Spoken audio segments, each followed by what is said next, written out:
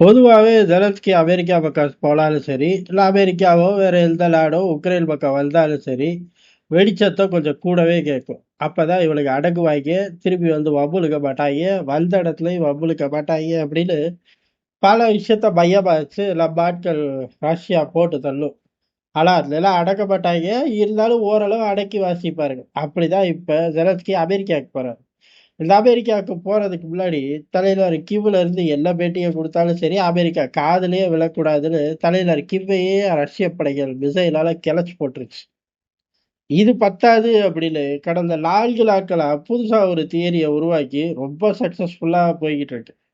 ஒரு 4 நாட்களாவே யுத்தம் நடக்கக்கூடிய பகுதிகள் சரி, அதை தாண்டி ஆளில்லா விமானம் வரவே மாட்டேங்குது. அதாவது இந்த தலைநகர் கிவ் அடிச்சுட்டு இருக்கிறது, இல்ல யுத்த நடத்துல பகுதிகள்ல பெரிய அளவு ஆட்களோ பங்கர்களையோ போட்டு தள்ளுறது இதெல்லாம் விட்டுட்டு இந்த துருப்புக்கள் டிரான்ஸ்ஃபர், அதே மாதிரி இவர்களோட சப்ளை செயின், இதை மட்டுமே மையமா வச்சு பெரிய அளவுல ட்ரேஸ் பண்ணிட்டாருங்களாட்டுக்கு.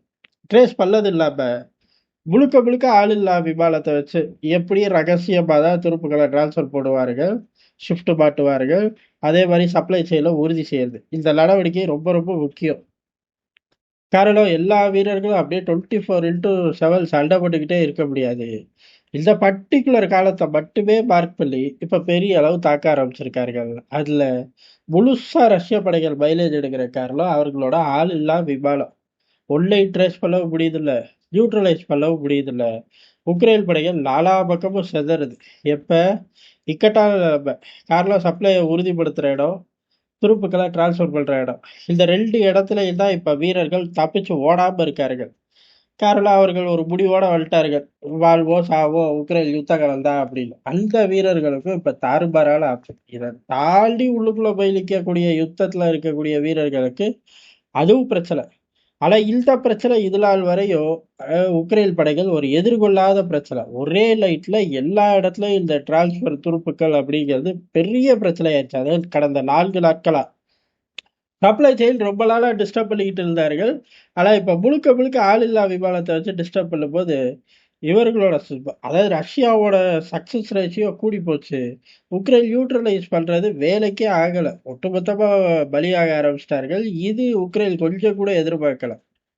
2 விவகாரத்த ஒரே நேரத்துல ரஷ்ய படைகள் செய்ய ஆரம்பிச்சுட்டாங்க. ஒண்ணு, பெரிய அளவு அமெரிக்கா போறதுக்கு முன்னாடி இங்க ஜோலிய பிடிக்கணும். அது எதுவுமே உக்ரைன் அதிபருக்கு கொடுக்கக்கூடிய சிக்னல் கிடையாது.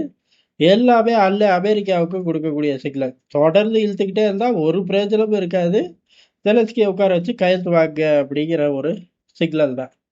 அதுக்கடுத்து உக்ரைன் வீரர்கள் தப்பிச்சு போகாம வர வீரர்கள் இந்த முக்கியமான பாயிண்ட்ல வச்சு தத்தி தூக்கப்படும் அப்படின்னு இப்ப நிரூபிச்சு காட்டிட்டார்கள். இது 2 உக்ரைனுக்கு பெரிய அளவு பதட்டம் ஆயிப்போச்சு. இதை தாண்டி ஜெலன்ஸ்கி போறாரு. அவரோட சக்சஸ் ரேட் எல்லாம் அமெரிக்க ஏஜென்சிகள் இப்ப வெளியிடுறார்கள். அதாவது மக்கள் எவ்வளவு தூரம் ஜெலன்ஸ்கியை நம்புறார்கள். உள்ளமா வந்தாலும் நம்புறாங்கன்னு கேட்க கூடாது, கொஞ்சோடு வேறு நம்புறாங்க. நிறைய பேர் நம்பினாலும் சரி அமெரிக்க ஏஜென்சிகள் சொல்றதுதான் சத்தியம். இல்ல இல்ல எவ்வளவு நம்பலையாமா அப்படின்னு எழுத ஆரம்பிச்சிட்டாங்கன்னா உலகம் யாரும் நம்பலன்னு தான் எழுத போகுது. இல்ல இல்ல நம்புறாங்களாமா அப்படின்னு எழுத ஆரம்பிச்சா உலகம் நம்புறாங்கன்னு தான் எழுத போகுது. எதையாச்சும் டெலிகிராம் சேனல்ல இருந்து டேட்டாவை தூக்கிட்டு வந்து பேசினா தூக்கி போட்டு மிதிப்பாங்க, அது யாரா இருந்தாலும் சரி. அப்படி இருக்கும்போது இப்ப இவர்களே ஜெலன்ஸ்கிக்கு பெரிய வீக் ஜோன்ல இருக்கு. திருப்பி அதிபராகவும் ஆக முடியாது, இந்த யுத்தத்தை இந்த மனுஷன் நடத்திட்டு போக முடியாது அப்படின்னு சர்டிபிகேட்டை கொடுத்து தள்ள ஆரம்பிச்சிட்டார்கள். வழக்கமா இவர் போகும்போது வீரர் ஜெலன்ஸ்கி வராரு அப்படின்னு சொல்லி கத்திக்கிட்டு இருப்பாங்க. அதுக்கப்புறம் வீட்டு வாசல்ல வச்சு கோட்டக்காலா அப்படின்னு சாப்பிடலாம் அடிச்சு போடுவாங்க.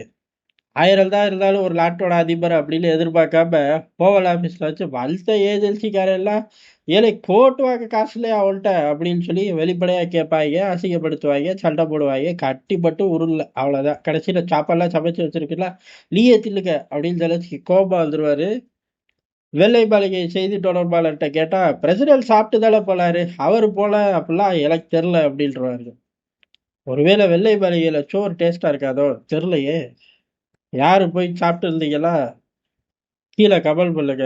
ஆசிப் புல்லட் போய் சாப்பிட்டுருக்காளேன்னு சொல்லக்கூடாது. அவளுக்கு லாய் எலும்பு மாதிரி எல்லாத்தையும் தூக்கி போட்டிருப்பாங்க. இந்த தீவிரவாதி பையில லாய் மாதிரி உட்காந்து திருட்டு வந்திருப்பான், அவன் வேற கதை. சரி, இப்ப ஜெலன்ஸ்கி அமெரிக்கா வந்து என்னதான் நடக்கும்? அமெரிக்கா வந்ததுக்கு அப்புறம் சுமூகமா நடக்கும். நடக்கல அப்படின்னா ரஷ்யா கிட்ட பிடிவாங்கணும். இதை ரஷ்யா தெளிவா சொல்லிருச்சு. ட்ரம்ப்பை பொறுத்தவரை ஆப்கானிஸ்தான் மாதிரி எங்க நம்மளை அசிங்கப்பட விட்டுருவாங்களோ அப்படிங்கிற அச்சத்துல தலைவலே இருக்கான். நம்புற மாதிரி இருக்கா? நம்பிதான் ஆகணும். அப்படி ஒரு செய்தி ஓடிக்கிட்டு இருக்கு. அதனால மிக விரைவில் டபுள் முடியும் இந்த யுத்தம். முடியலைன்னா என்னை வந்து திட்டக்கூடாது.